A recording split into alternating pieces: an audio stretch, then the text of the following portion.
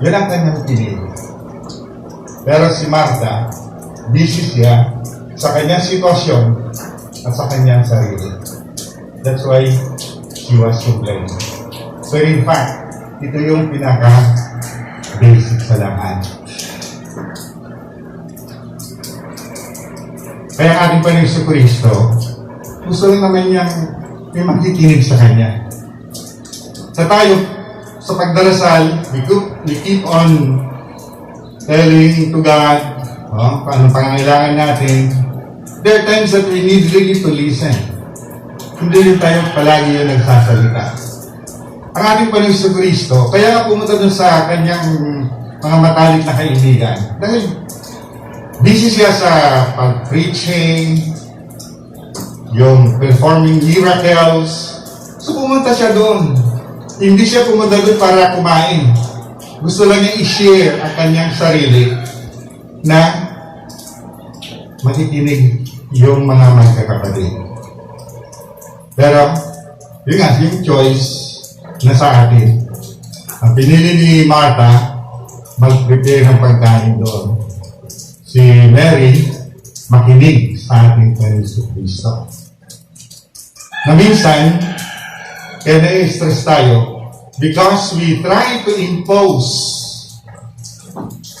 kung ano ang gusto natin. Na dumating ang isang tao, siguro mangungutang ito, siguro kailangan niyang pagkain. So para i-dispose mo na siya, ibigay mo na yung iniisip mo na kailangan niya. Pero in fact, hindi yun ang kanyang kailangan. Maraming mga incidents yan. Siguro nakaranas din kayo niyan. Nakakalisihan kasi, we try to dispose the person. Dahil nagmamadali tayo. Sige, dahil ka na lang, sige, kunin mo na yan. Pero isa lang kanyang kailangan. Pakinggan mo rin siya. That's why when I encounter people, makikinig lang ako. Wala akong iniisip. Hindi yung sabi ko na, siguro nangangailangan ito ng misa. Siguro ito may gusto na. Ang palagi kong sinasabi, anong magandang balita? Tinatanong ko yung tao. At doon ko na nalaman ko ano kanyang pangangailangan. We should video tapos tinambakan kayo ng mga photo album doon. O kaya buksan yung Netflix para manood ka doon. Busy doon sa kusina. Pero in fact, gusto lang na ma-share kang anong kanyang sasabihin sa'yo. Gusto ko na makinig. That's why you should always be sensitive to the needs of these people. Hindi yung parang tayo na mismo nag-i-impose kung anong pangangailangan ng tao.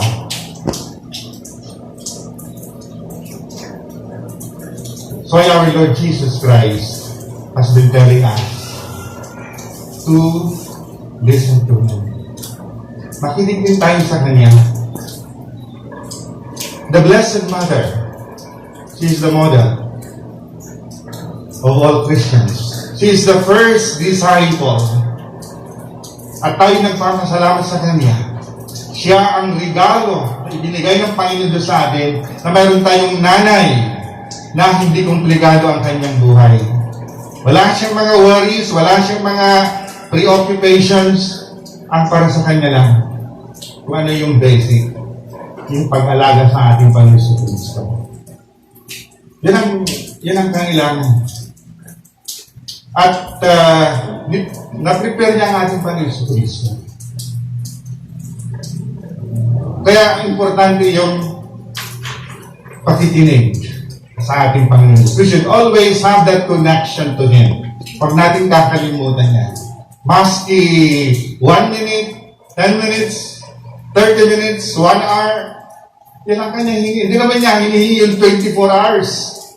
Ang hinihingi sa atin, maski kapiting na lang,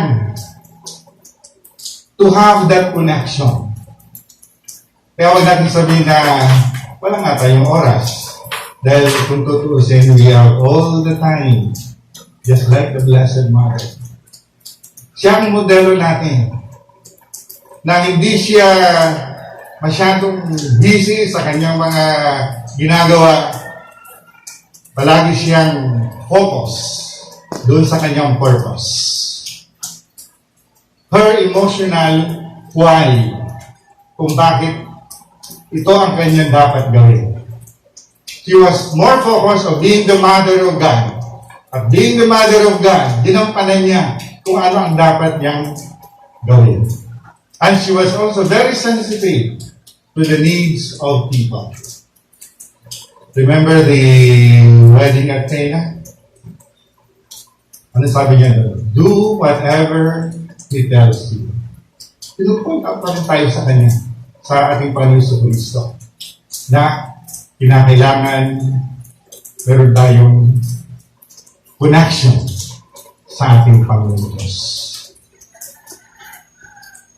You might be busy with all the requirements in the school, pero ang mahalaga dito, yung ating connection din sa ating Panginoon Diyos.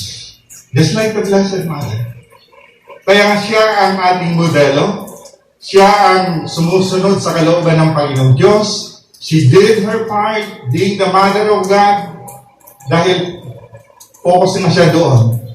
But the how and what in fulfilling that purpose or mission, maraming paraan. Si Mary bilang mother, ginampanan niya ang kanyang responsibilidad. Ginaid niya ang kanyang anak. That's why the Blessed Mother should always be our guide in this world. Na siya ang nagbigay ng halimbawa para siya ang ating lahat. Especially this pandemic. The pandemic is not our identity. Hindi tayo ginawa ng Panginoon Diyos para magsuffer nitong pandemic nito. No. We are created in this world to love, to serve. That is the responsibility of the Blessed Mother.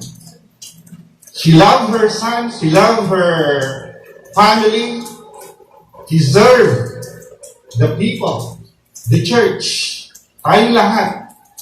Kaya sabi dun sa paanan ko, ano sabi ng ating Panginoon Kristo? Son, behold your mother. Mother, behold your son. Pinubayan tayo. Mayroon tayong nanay. Pasalamat tayo na ang isang nanay, nandyan ang kanyang concern. Nandyan ang kanyang focus sa kanyang anak para i-guide yung kanyang mga anak. Kaya, sa ating pinagdadaan ngayon, the Blessed Mother continuously guide us na minsan nakakalimutan na natin na tayo'y makipag-ugnayan sa kanyang anak. Still, the Blessed Mother give us that example. Na siya ang gumawa ng paraan, sumunod sa kalooban ng Panginoong Diyos. And today, she continuously guide us as we celebrated this 500 years. Bakit tayo tumagal dito ng 500 years na ang Christianity? Up to now, nandito pa rin. In spite of all the persecutions, in spite of all the sufferings that the church encountered, bakit nandito pa tayo? Because of the Blessed Mother. Siya ang nagiging sandigan natin na meron tayong nanay. Siya ang nagbibigay ng guidance para sa ating lahat. That's why today is expect to thank her. Na nire-remind tayo kung anong basic sa ating buhay bilang Kristiyano. Nire-remind tayo kung paano tayo maglakbay patungo sa kaharian ng Panginoon Diyos. Tinuturuan tayo kung paano tayo sumunod sa kalooban ng Panginoong Diyos. That's why we should always thank the Blessed Mother. Kapag tayo ay nawawala sa ating landas, if we are confused, if we are depressed, if we are dry in our spiritual life,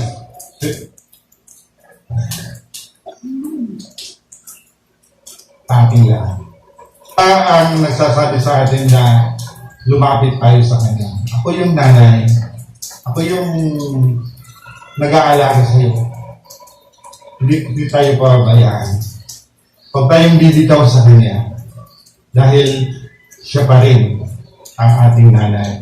Continuously guide us, help us, love us in going back to God's kingdom, to His Son. And He will always tell us, do whatever He tells you. We all stand.